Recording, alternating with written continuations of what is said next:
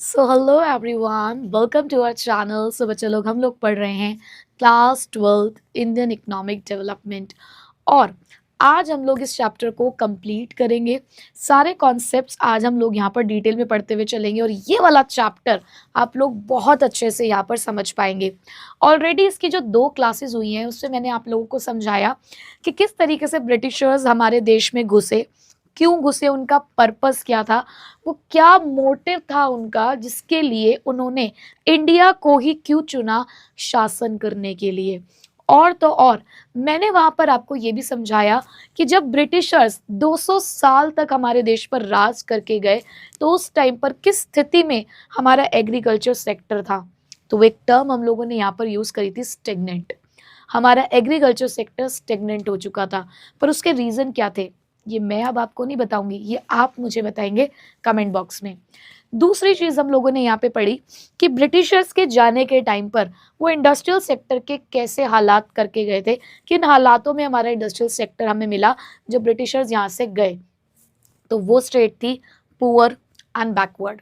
अब वो पुअर और बैकवर्ड स्टेट क्यों थी ये भी मैं आपको नहीं बताऊंगी, ये भी आप मुझे बताएंगे। आज हम इसके तीसरे इशू के ऊपर डिस्कशन करेंगे कि एक और सेक्टर है हमारे पास जिसका नाम है फॉरेन सेक्टर। तो फॉरेन सेक्टर में ब्रिटिशर्स ने क्या क्या किया, किस तरीके से वहां पर भी उन्होंने तबाही मचाई, किस तरीके से फॉरेन ट्रेड में भी उन्होंने हमें बर्बाद किया, आज वो कहानी हम लोग समझने वाले हैं। तो बेटा जी आज के लेक्चर की अटेंडेंस लगा दीजिए और साथ ही साथ जो जो मैंने आपसे क्वेश्चंस पूछे हैं, it's my request to you all, please please please उन क्वेश्चंस का आंसर दीजिए कि आपको पुरानी सारी बातें याद है भी क्या, है भी या नहीं। ठीक है, तो चलो बेटा देखिए जरा। तो बेटा यहाँ पर फॉरेन ट्रेड की जब बात हो रही है तो सबसे पहले तो समझना होगा कि फॉरेन ट्रेड का मतलब क्या होता है। जब एक देश दूसरे देश के साथ व्यापार करता है तो उस व्यापार को हम लोग यहाँ पर फॉरेन ट्रेड कहते हैं। जहाँ पर एक देश से सामान खरीदा भी जाता है तो दूसरे देश में सामान बेचा भी जाता है, यानी कि 2 या 2 से ज्यादा देशों के बीच में बाइंग और सेलिंग चल रही है। अब देखिए जरा यहाँ पर क्या बात लिखी हुई है। India has been an important trading nation since the ancient time, but the restrictive policies of the commodity production, trade and tariff pursued by the colonial government adversely affected the structure, composition and the volume of India's foreign trade. पुराने ज़माने से ही, बहुत पहले से ही India एक बहुत favourite destination माना जाता था देशों का, क्योंकि हमारे यहाँ पर रिसोर्सेज की कोई कमी नहीं थी। सोने की चिड़िया कहे जाने वाला हमारा भारत, और उस भारत के साथ बहुत सारे जो देश थे वो व्यापार करना पसंद करते थे। लेकिन जब ये घुसपैठिए हमारे देश में घुसे तो इन्होंने हमारे देश का फॉरेन ट्रेड का स्ट्रक्चर मतलब कि हम क्या इंपोर्ट और क्या एक्सपोर्ट कर रहे थे, कितना परसेंटेज इंपोर्ट एक्सपोर्ट कर रहे थे, कहाँ इंपोर्ट एक्सपोर्ट कर रहे थे, वो डायरेक्शन, वो कॉम्पोजिशन, इन लोगों ने सब कुछ बदल दिया था। और तो और उसके पीछे इनकी ट्रेड और टैरिफ पॉलिसी थी जिन्होंने बहुत ज्यादा हमें बर्बाद किया। डिस्क्रिमिनेटरी टैरिफ पॉलिसी थी इनकी जो हमें बर्बाद कर रही थी। अगर मैं आपको इसके बारे में बताऊं कि ये इनकी डिस्क्रिमिनेटरी टैरिफ पॉलिसी क्या थी, अगर मैं इस बारे में आपको बताऊं तो बेटा उसकी कहानी ये है कि यहाँ पर हमारे कुछ इंडियंस बैठे हैं जो अपनी कुछ इंडस्ट्री चला रहे थे। याद है आपको, हम लोग फेमस थे हैंडीक्राफ्ट इंडस्ट्रीज के लिए, याद है ना। और हमारे पास कुछ छोटी मोटी और 1-2 इंडस्ट्रीज और हुआ करती थी। और इधर बैठे हुए हैं ये ब्रिटिशर्स जो अपने यहाँ पर मनमानियाँ चला रहे थे अपनी कंट्री में बैठकर। ठीक है, ये ब्रिटेन है और यहाँ पर हमारे ये कुछ इंडियंस हैं जो यहाँ इंडिया में बैठे हैं। ठीक है, अब इन्होंने देखो क्या चालाकी की। इन्होंने कहा कि अरे भाई इंडियन, अरे हमारे प्यारे भारतीयों, सुनो जरा, अगर तुम्हें इंडिया से रॉ मटेरियल हमारे पास भेजना है, अगर तुम्हें इंडिया से कोई भी रॉ मटेरियल अगर हमारे यहाँ पर भेजना है तो हम तुमसे कोई टैक्स नहीं लेंगे, हम तुमसे किसी भी तरीके का कोई भी टैक्स नहीं लेंगे। यानी कि रॉ मटेरियल को एक्सपोर्ट करने पे किसी भी तरीके का टैक्स आपसे चार्ज नहीं किया जाएगा। तो इंडियंस को लगा कि यार ये तो चलो अच्छी बात है, एटलीस्ट हमें यहाँ पे टैक्स नहीं पे करना पड़ रहा है। उसके बाद उन्होंने ये कहा, और सुनो हमारे भारतीयों, साथ ही साथ हम जब अपने फिनिश गुड्स बनाकर तुम्हारे इंडियन मार्केट में लेकर आएंगे ना, और तुम उन्हें खरीदोगे, तो उस खरीदारी पर भी किसी भी तरीके का कोई टैक्स नहीं लगेगा। यानी कि तुम हमारे साथ किसी भी तरीके का अगर ट्रेड करते हो, अगर तुम हमें रॉ मटेरियल दोगे तो कोई टैक्स नहीं लगेगा, अगर हमारे फिनिश गुड्स खरीदोगे तो कोई टैक्स नहीं लगेगा। तो इंडियंस खुश हो गए कि अरे वाह, ब्रिटिशर्स तो बहुत अच्छे हैं। लेकिन अब आया उनका सेकंड ऑप्शन। अब उन्होंने यहां पर करी बदतमीजी। अब वो बदतमीजी क्या थी कि इंडियंस ने कहा कि भाई हम तो अपने हैंडीक्राफ्ट प्रोडक्ट्स को एक्सपोर्ट करना चाहते हैं। क्या करना चाहते हैं? एक्सपोर्ट करना चाहते हैं। तो ये निकम्मे नालायक ब्रिटिशर्स कहते हैं कि सुनो भारतीयों, हमारे साथ ट्रेड करोगे वो भी इन दो चीजों का, तो टैक्स नहीं है।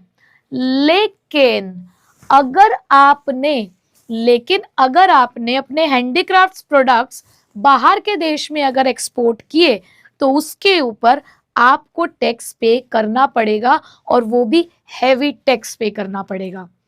मतलब कि अगर हम अपना सामान बेचकर कुछ पैसा कमाना चाह रहे हो, तो ये वो पैसा हमें नहीं कमाने दे रहे थे। जब अपनी जरूरत का सामान आ रहा था, जा रहा था, तो कोई टैक्स नहीं है। लेकिन जब हम अपने सोर्स ऑफ इनकम के लिए कोई काम कर रहे हैं, तो उसके ऊपर इन्होंने हमसे टैक्स चार्ज करना शुरू कर दिया। अब सीधी सी बात है, जब हमारे ऊपर टैक्स लगाया जाएगा तो वो चीज बाहर के देशों में महंगी बिकेगी। और महंगा क्यों खरीदेगा कोई सामान, जब उनके खुद के देश में कोई चीज 100 रुपए की मिल रही है, हम वहां जाके 200 का उसको बेचेंगे, तो कौन खरीदेगा? तो धीरे धीरे हमारे हैंडीक्राफ्ट प्रोडक्ट्स की जो डिमांड थी ना, वो बाहर के देशों में कम होने लग गई। और एक टाइम तो ऐसा आया कि वो डिमांड ही बंद हो गई, जिसकी वजह से हमें अपनी हैंडीक्राफ्ट इंडस्ट्रीज को बंद करना पड़ा। तो क्या ये डिस्क्रिमिनेटरी पॉलिसी नहीं है?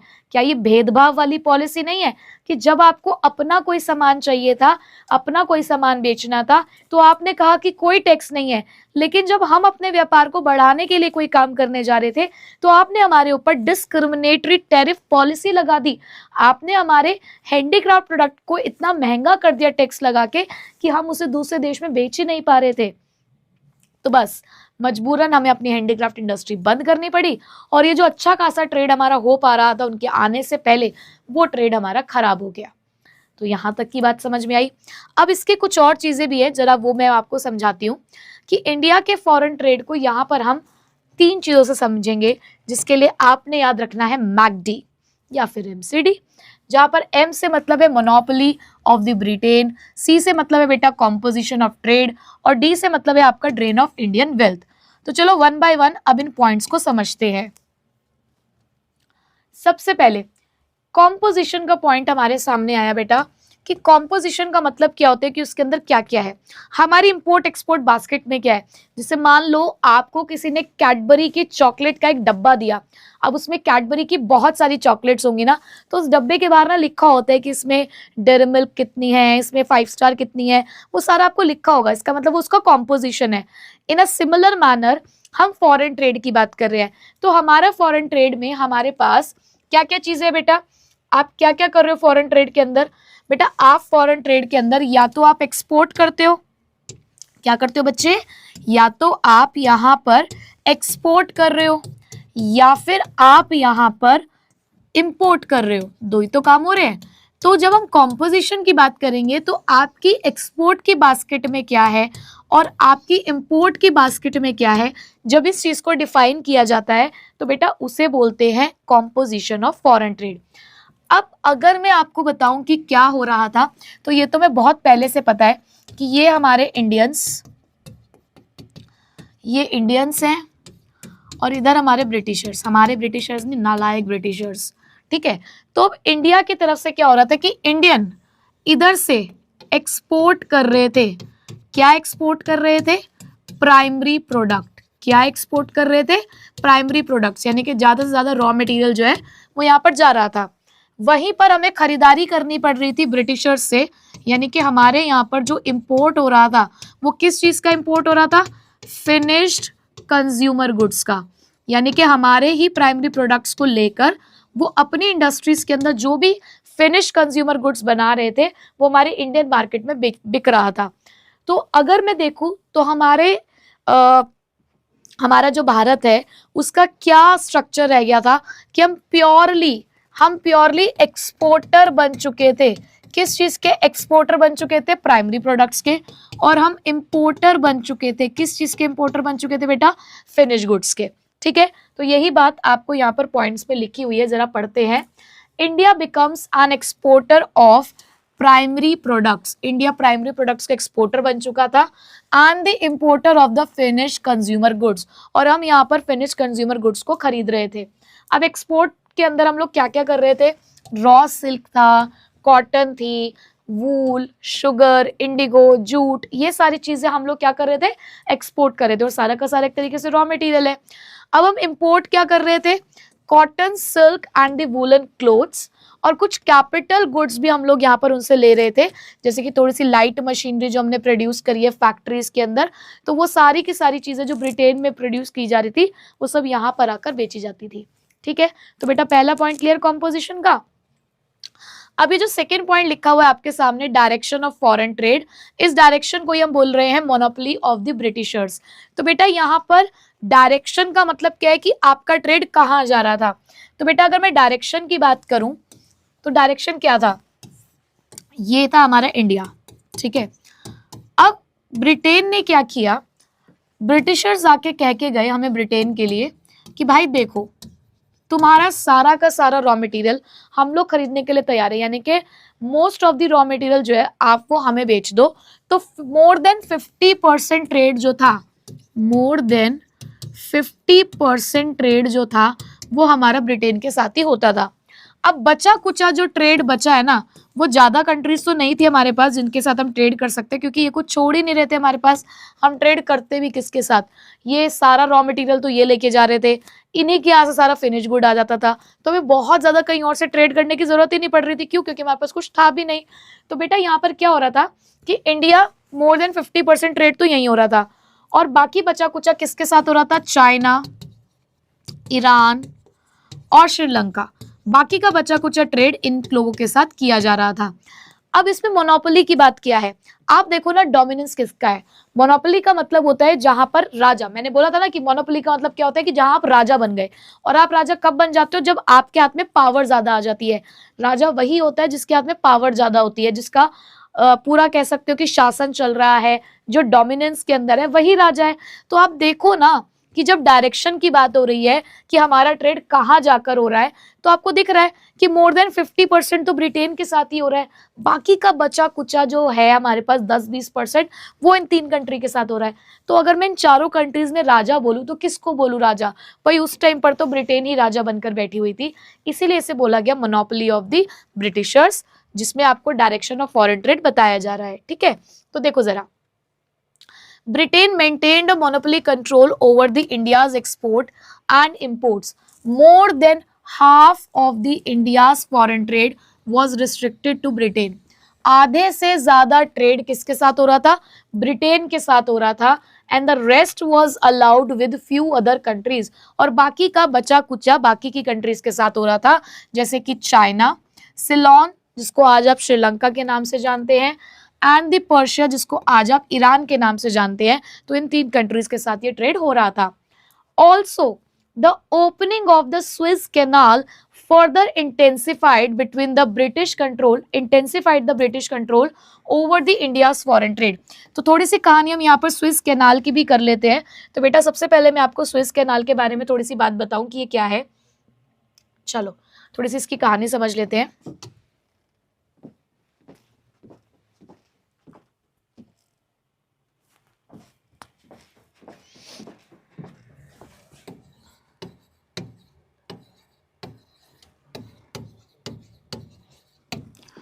तो बेटा स्विस कैनाल की अगर मैं बात करूं तो स्विस कैनाल से पहले क्या होता था, यहां पर मान लो कि ये हमारा इंडिया, ठीक है, और उसके बाद आपको कोई ऐसा रूट वूट याद करने की ज़रूरत नहीं है, ना ही आपको ये याद रखने की ज़रूरत है कि कितने किलोमीटर जाते थे, कितने किलोमीटर नहीं जाते थे, इतना याद नहीं रखना। बस आपको थोड़ा सा कॉन्सेप्ट समझना होगा कि क्या होता था कि इंडिया और ब्रिटेन के बीच में सबसे ज़्यादा ट्रेड हो रहा है, तो ऐसे ब्रिटेन को तकलीफ हो रही थी, उससे ये दूरी बर्दाश्त नहीं हो रही थी। क्यों?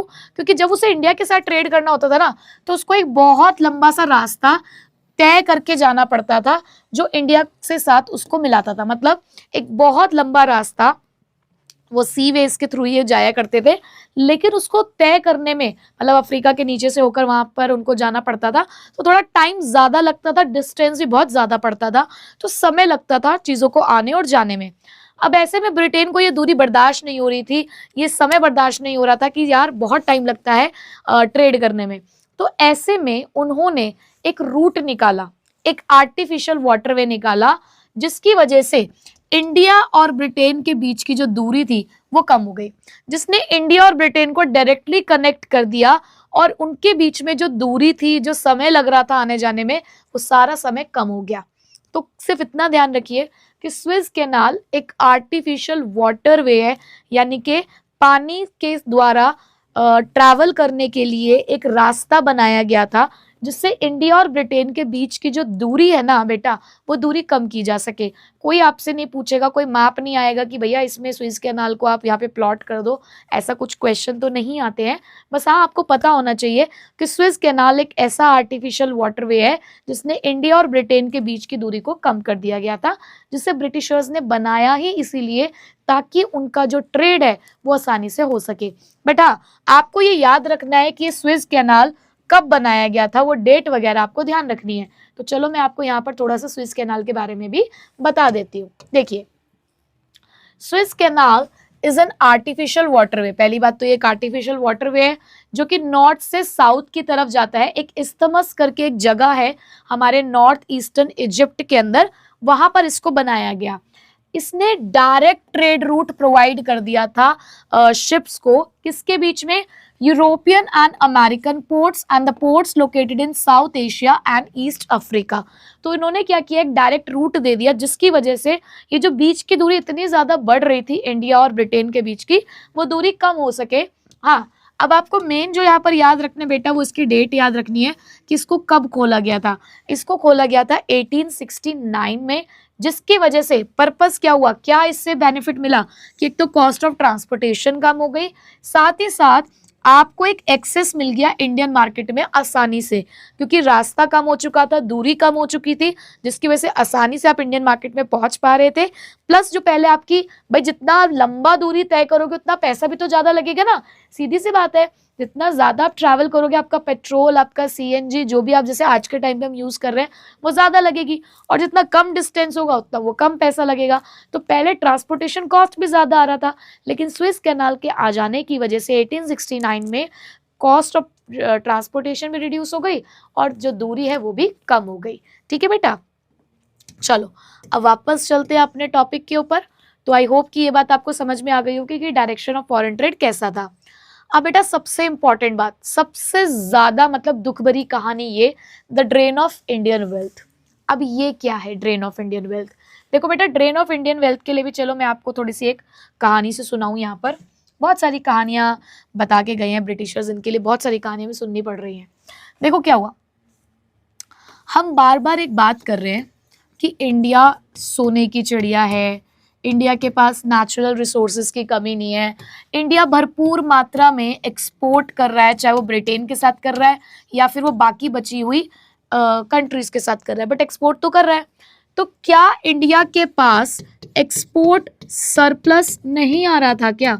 मैं कहती हूँ चाहे कमी क्यों ना हो रहा हो, कि मान लो एक्सपोर्ट सरप्लस का मतलब क्या होता है कि मान लो आपने इंपोर्ट किया 10 का, ठीक है, अभी हम सिर्फ एक डिजिट ऐसे ही समझ के चल रहे हैं, इंपोर्ट किया आपने 10 का, 10 यूनिट, 10 लाख, 10 करोड़, कुछ भी कह दो, और आपने एक्सपोर्ट किया 12 करोड़ का, ठीक है, तो क्या आपको एक्सपोर्ट सरप्लस हो रहा है? यस, आपको एक्सपोर्ट सरप्लस हो रहा है। एक्सपोर्ट सरप्लस का मतलब है बेटा एक्सपोर्ट माइनस इंपोर्ट, यानी कि 12 में से 10 गए, आपका सरप्लस कितना है? 2। तो चाहे 2 रुपए, मैं तो कहती हूँ चाहे 2 रुपए बच रहे थे, इंडिया की जेब में 2 रुपए आ रहे थे, लेकिन तब भी इंडिया का भला क्यों नहीं हो पाया? अगर इंडिया इतना एक्सपोर्ट कर रहा था, उसके पास एक्सपोर्ट सरप्लस भी जनरेट हो रहा था, तो बेटा क्यों नहीं इंडिया डेवलप कर पा रहा था?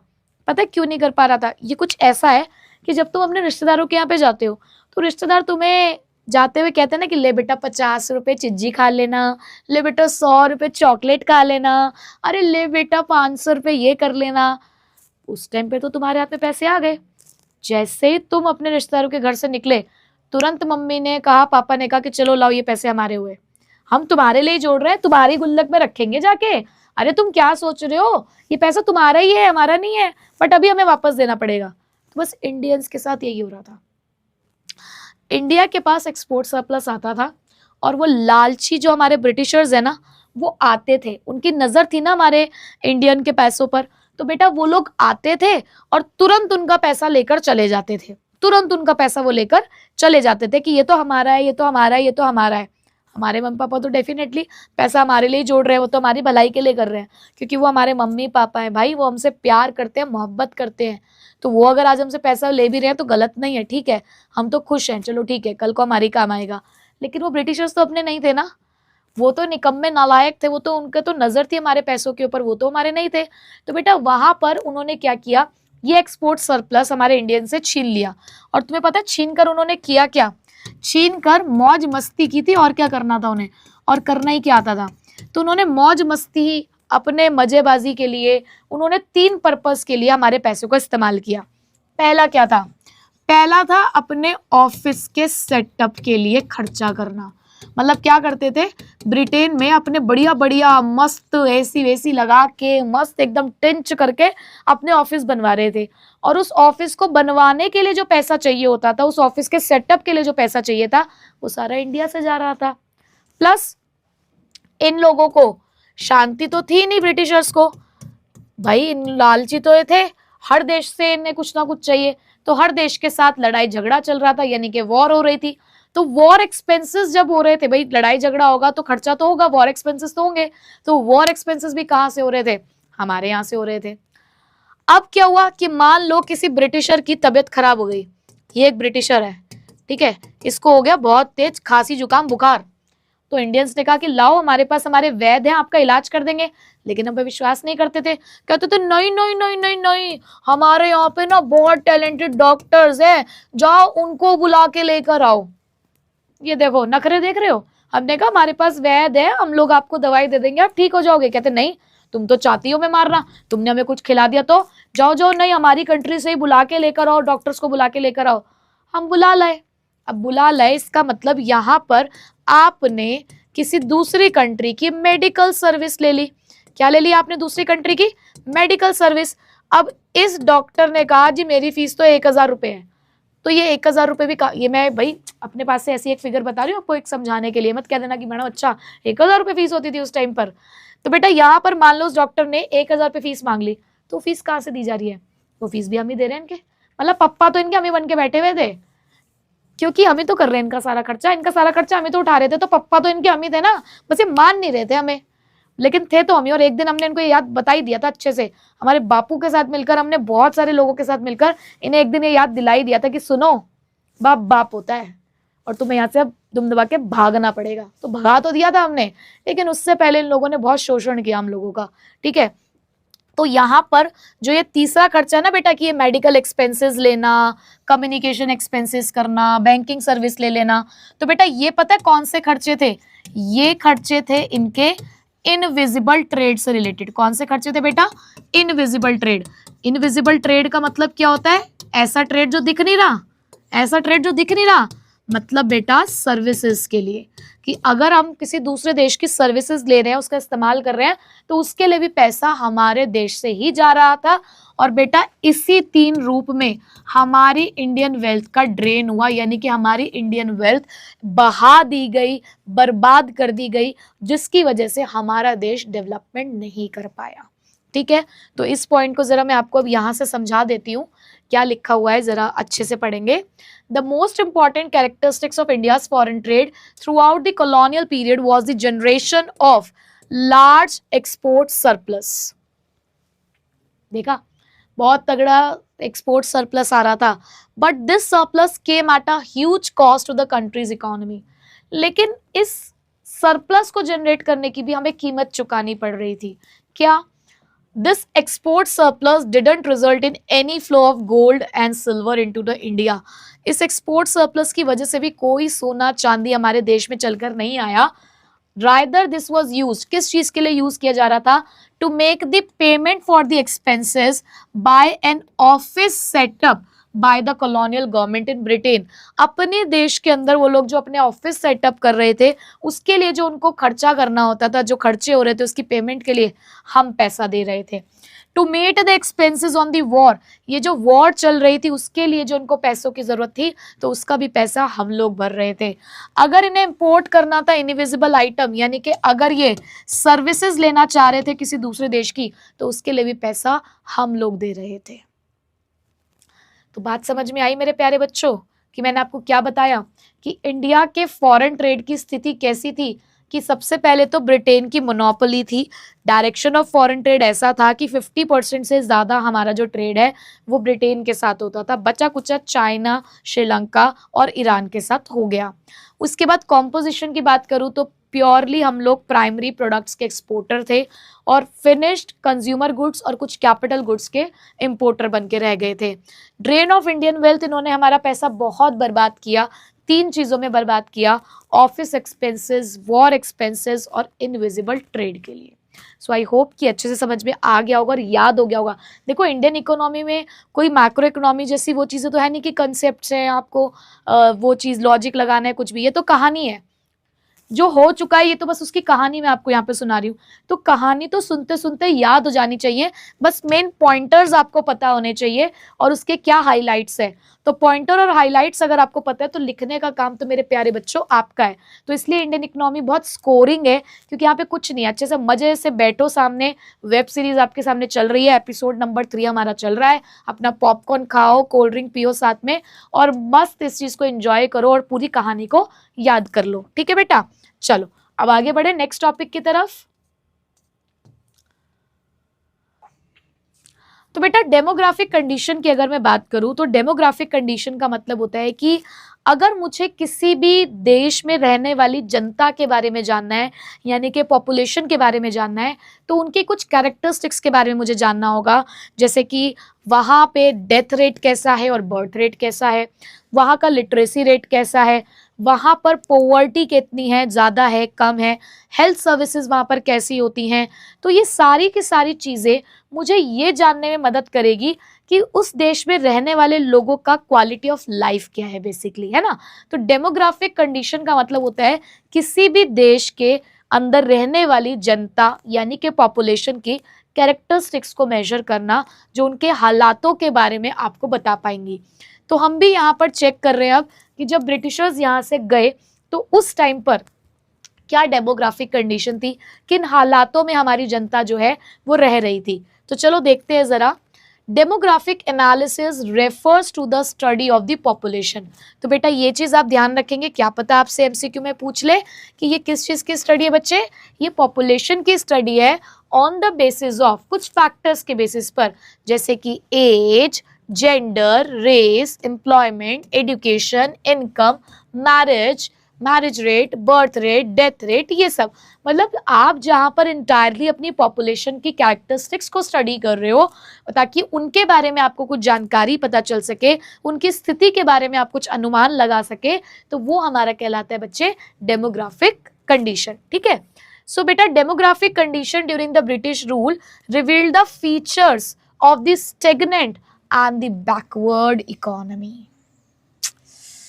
कितना दुख होता है ना इन सब चीजों को पढ़ते पढ़ते कि उस समय पर जब हमने अपनी डेमोग्राफिक कंडीशन को पढ़ा, सुना, समझा तो गूज़बम्स आ चुके थे। क्यों? क्योंकि इतनी खराब स्थिति में हम लोग थे, जो पूरी तरीके से चीख चीख कर बयां कर रहे थे कि हमारी इंडियन इकोनॉमी स्टेगनेंट और बैकवर्ड हो चुकी थी। ठीक है। अब क्या थे उसके रीजन, क्या चीजें थी, वो अब हम धीरे धीरे देखते हैं।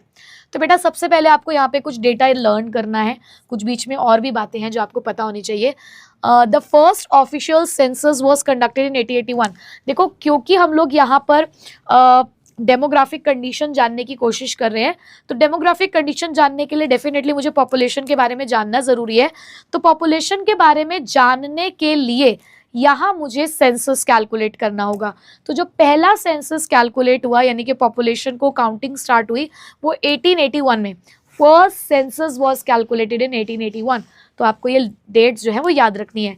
अपने रजिस्टर का एक पेज बना लो, जो भी आपके आईडी का पेज है उसके पीछे जो भी मैं डेट बोलती जाती हूँ कि याद करनी वो साथ साथ लिखते रहा करो। साथ साथ लिखते रहोगे तो बाद में वो चीज़ नहीं आती कि नहीं यार चलो एक साथ लिख लेते हैं। आप चैप्टर पढ़ते जा रहे हो, वहाँ पर लिखते जा रहे हो, अपने आप ही आपका जो नोटबुक है वो मेंटेन हो रही है, जो आपको एग्जाम में काम आने वाली है। ठीक है बेटा। उसके बाद अब ये जो हम लोगों ने सेंसस कैलकुलेट किया, then it revealed the unevenness in the India's population growth. तो उसने इंडिया के पॉपुलेशन ग्रोथ में एक अनइवननेस यानी कि एक कोई पैटर्न नहीं दिखा हमें पॉपुलेशन ग्रोथ का। यहाँ पे census operation was subsequently carried out every 10 years, और हर 10 साल में फिर हम लोगों ने सेंसस को कैलकुलेट करना शुरू किया। Now another important point or the data which you have to learn is this: 1921 is regarded as the year of Great Divide। 1921 का सन हमारे भारत में ईयर ऑफ ग्रेट डिवाइड को डिस्क्राइब करता है। अब क्यों डिस्क्राइब करता है बेटा, चलो उस चीज़ के बारे में आपको थोड़ा सा मैं बता देती हूँ बहुत। तो चलो बच्चों, अगर इसकी कहानी मैं आपको सुनाऊँ तो जैसे मान लो ये हमारा 1921 का ईयर है। 1921 की पिक्चर पे नहीं जाना, 1921 का ईयर याद करना है। इससे पहले जो हमारी पॉपुलेशन ग्रोथ थी ना बेटा, वो पॉपुलेशन ग्रोथ कुछ ऐसी थी कि कभी वो पॉपुलेशन बढ़ रही थी तो कभी कभी वो पॉपुलेशन हमारी घट भी रही थी। मतलब उस टाइम पर जो पॉपुलेशन ग्रोथ का रेट था वो इतना ज़्यादा परेशान करने वाला नहीं था कि अगर बर्थ रेट हाई था तो डेथ रेट भी हाई हो रहा था। तो मतलब वो मैनेजेबल था, वो चीज़ें हमें बहुत ज़्यादा परेशान नहीं कर रही थी। 1921 से पहले जो स्थिति थी मतलब वो ऐसी थी कि हम उसे कुछ नाम नहीं दे पा रहे थे। कभी वो आपकी पॉपुलेशन ग्रोथ बढ़ रही थी तो कभी वो घट भी रही थी, तो एक मैनेज हो रहा था, एक बैलेंस मेंटेन हो रहा था। लेकिन 1921 के बाद की जो स्थिति थी ना वो पूरी तरीके से अलग थी। उसके बाद अगर आपका बर्थ रेट बढ़ रहा था तो डेथ रेट घट रहा था। अब आप कहेंगे कि मैम ये तो अच्छी बात है ना कि अगर बर्थ रेट बढ़ रहा है और डेथ रेट घट रहा है, लोगों के मरने की तादाद अगर कम हो रही है तो ये तो अच्छी बात है। ये डेफिनेटली बेटा मैं आपकी बात को मान रही हूँ कि देखने में तो बहुत अच्छा लग रहा है, बट द पॉइंट इज कि मान लो किसी देश की जो जनता है वो 1000 है, ठीक है। अब उसमें से अगर कितने लोगों का, मान लो अगर 100 लोगों का जन्म हुआ तो अब जनता कितनी हो चुकी है, 1100 हो गई। अब 1100 की जनता में अगर मैं कह दूं कि 20 की डेथ हो गई तो आज भी मेरे पास 1080 की जनता है। यानी कि ओवरऑल अगर मैं देखूं तो 80 लोगों से मेरी पॉपुलेशन ग्रोथ बढ़ गई है। तो बेटा डेथ रेट का कम होना डेफिनेटली सुनने में ह्यूमैनिटी पॉइंट ऑफ व्यू से ऐसा लग रहा है कि ठीक है यार ये तो अच्छी बात है कि कम हो रहा है, बट अगर आप पॉपुलेशन ग्रोथ को यहाँ पर देखो तो ये जो सिनेरियो है ना बेटा, ये सिनेरियो आपकी पॉपुलेशन ग्रोथ को बढ़ा रहा था और ये बहुत अलार्मिंग सिचुएशन के लिए बढ़ा रहा था। मैंने तो जस्ट ये 100 और 20 का जस्ट एक अनुमान दिया है आपको, एक एस्टिमेट दिया है। जो असली सिचुएशन थी वो तो बिल्कुल ही अलग थी। तो 1921 के बाद जिस रेट से पॉपुलेशन ने बढ़ना शुरू किया आज तक वो थमा नहीं है।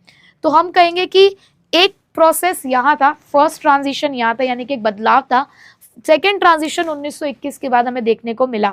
तो बेटा इसीलिए 1921 को the year of great divide कहा जाता है, क्योंकि 1921 ने इधर की परिस्थिति और इधर की परिस्थिति के बीच में एक बहुत बड़ा डिफरेंस क्रिएट कर दिया था, एक डिवीजन यहाँ पर आ चुका था, इसीलिए इसको बोला जाता है the year of great divide. ठीक है, चलो देखो जरा इसकी कहानी सुन लेते हैं एक बार, क्या लिखा हुआ है। Why is 1921 the year of great divide? क्यों कहा जाता है इसको the year of great divide? The 1921 is regarded as defining year in the India's demographic history. It is called the year of great divide because before 1921 India was in the first stage of demographic transition. तो India अपना पहला change जो था उस phase में उस चीज को यहाँ पर वो एक्सपीरियंस कर रहा था। पॉपुलेशन ग्रोथ लो भी थी और इरेगुलर भी थी। पॉपुलेशन कभी बढ़ती थी तो कभी घट भी जाती थी। जो ग्रोथ रेट था वो जनरली लो था। किस चीज का बेटा, पॉपुलेशन का ग्रोथ रेट। लेकिन 1921 के बाद इंडिया ने अपने सेकेंड स्टेज में एंटर किया डेमोग्राफिक कंडीशन के, और पॉपुलेशन ग्रोथ यहां पर लगातार बढ़ने लगी और कंसिस्टेंटली बढ़ने लगी। मतलब जहां कंसिस्टेंसी आनी चाहिए वहां तो आ नहीं रही है, जहां नहीं आनी चाहिए वहां बिल्कुल कंसिस्टेंसी आ रही है। सो पॉपुलेशन स्टार्टेड इंक्रीजिंग कंटिन्यूसली, तो जिसकी वजह से जो पॉपुलेशन है वो लगातार बढ़ती जा रही थी। ठीक है, आई होप समझ आ चुकी होगी ये वाली कहानी।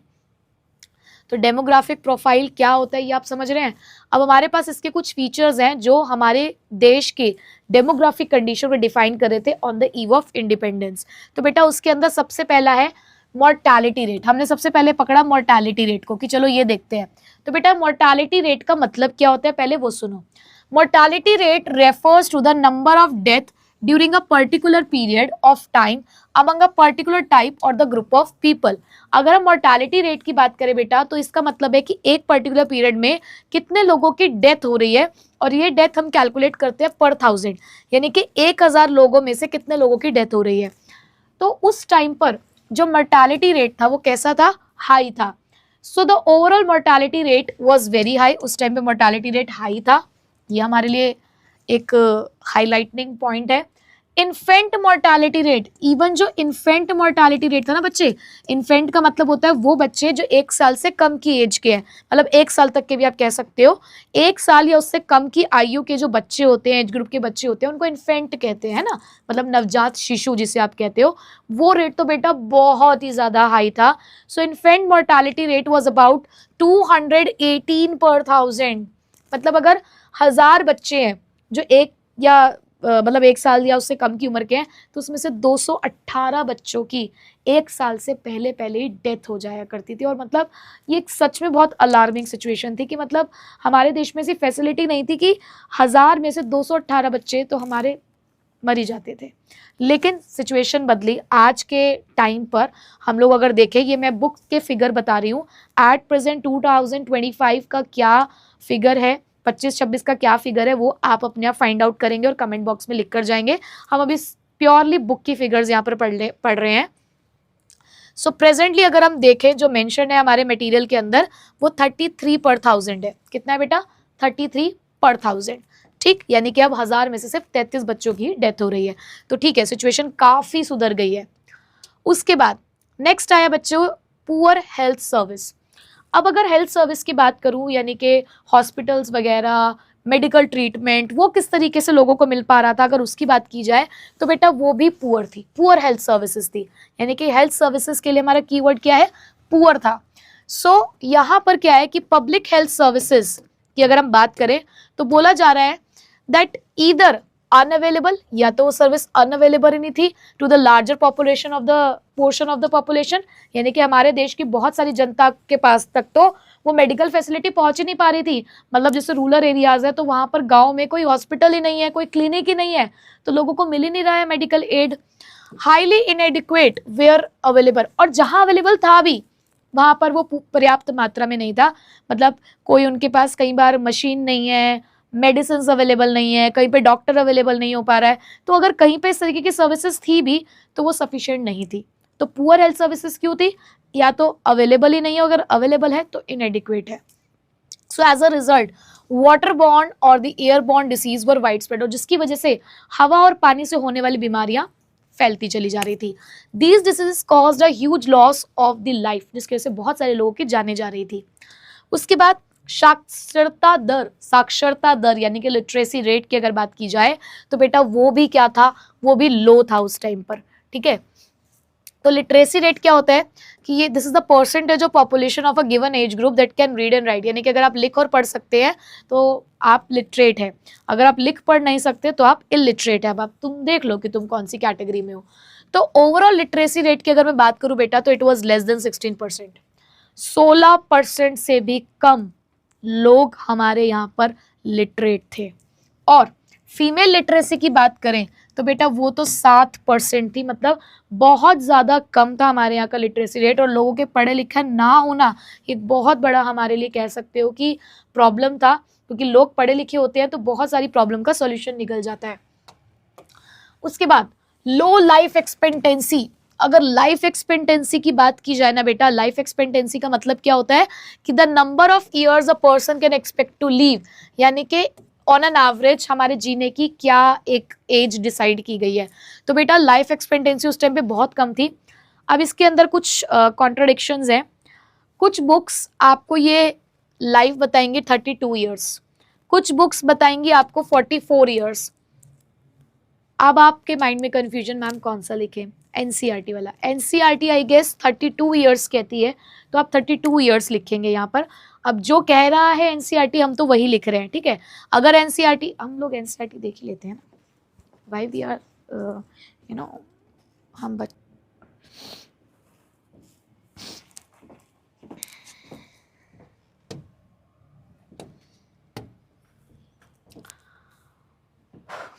सो life expectancy was very low. अब यहाँ पर दो मैंने ईयर्स लिखे हुए आपके सामने, 32 ईयर्स और 44 ईयर्स।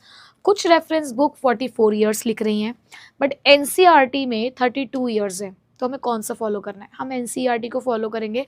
एनसीईआरटी ये कहती है कि उस टाइम पर जो लाइफ एक्सपेक्टेंसी थी वो 32 साल थी, यानी कि ऑन एन एवरेज एक पर्सन 32 साल तक वहाँ पर जी पा रहा था, ठीक है। तो 32 ईयर्स जैसा बोला गया हम देखो तो वैसे ही लिखना है। और प्रेजेंट फिगर जो है यहाँ पर फिलहाल हमारे पास 69 ईयर्स, जो गिवन मटेरियल हमारे पास अवेलेबल है, मतलब अगेन मैं कहूँगी कि रेफरेंस बुक और एनसीईआरटी में 70 ईयर्स भी लिखा हुआ है, ठीक है। और कुछ बुक्स इसको 69 कह रही है, तो just go with NCERT value, उसमें 70 साल लिखा हुआ है, तो 70 साल ही आप याद कर लें, ठीक है। चलो आगे बढ़ते हैं। Next is wide spread poverty. अब पोवर्टी का कोई हमारे पास डेटा अवेलेबल नहीं था कि कितने लोग बिलो दी पोवर्टी लाइन थे या नहीं थे, ऐसा कुछ नहीं उन्होंने बोला, क्योंकि मेरे को लगता है कि शायद इतने बुरे हालात थे कि वो बता ही नहीं पा रहे थे, तो उन्होंने जस्ट ऐसे बोल दिया कि वाइड स्प्रेड था। So reliable data regarding the extent of poverty during the colonial period was not available. ऐसा कोई डेटा हमारे पास फिलहाल अवेलेबल नहीं है। And it is difficult to specify the exact extent of poverty, और इसीलिए हम बता भी नहीं पा रहे कि एग्जैक्टली क्या सिचुएशन थी। But yes we can say that extensive poverty prevailed in India during the colonial period, कि बहुत ज़्यादा वहाँ पर उस टाइम पर कह सकते हो कि पोवर्टी फैली हुई थी। And it contributed to worsening the demographic profile of India, और इसकी वजह से हमारी जो डेमोग्राफिक यानी कि कह सकते हो हमारी जो इमेज है, आप कह सकते हो ना हमारी जो इमेज है वो खराब हो रही थी, ठीक है। तो बेटा ये सारी चीज़ें थी जिसने हमारी डेमोग्राफिक कंडीशन को डिस्क्राइब किया, जिसमें सबसे पहले तो हमने ये पढ़ा कि मोर्टालिटी रेट बहुत ज़्यादा हाई था, पुअर हेल्थ सर्विसेज थी, लिटरेसी रेट बहुत कम था, एक लाइफ एक्सपेक्टेंसी भी बहुत कम थी। सोचो ना 32 साल यार, 32 साल बहुत कम होते हैं, और वाइड स्प्रेड पोवर्टी थी, ठीक। चलो मतलब आज हम लोगों ने बेटा जी इसके अंदर कवर किया फॉरेन सेक्टर और डेमोग्राफिक प्रोफाइल। आई होप कि ये जो वेब सीरीज का एपिसोड नंबर 3 है ये आपको अच्छे से समझ में आ गया होगा, सारी कहानियां यहाँ पे फिट हो चुकी होंगी। तो पहले 2 एपिसोड की कहानियों को तीसरे एपिसोड की कहानी से मिलाइए, और अपने 3 एपिसोड की अब तक जो भी पिक्चर है उसको अपने माइंड में रिकॉल करिए। चौथा एपिसोड आखिरी एपिसोड होगा इस वाली वेब सीरीज का, फिर उसके बाद स्टार्ट करेंगे अपनी नई वेब सीरीज। तो इसीलिए पहले के 3 जितनी भी कड़ियां हैं उनको जोड़िए, अब क्लाइमेक्स में दिखाऊंगी आपको नेक्स्ट एपिसोड में, ठीक है। सो मिलती हूँ आपसे नेक्स्ट क्लास में इसके आगे के टॉपिक्स के साथ। So till then take care, bye bye.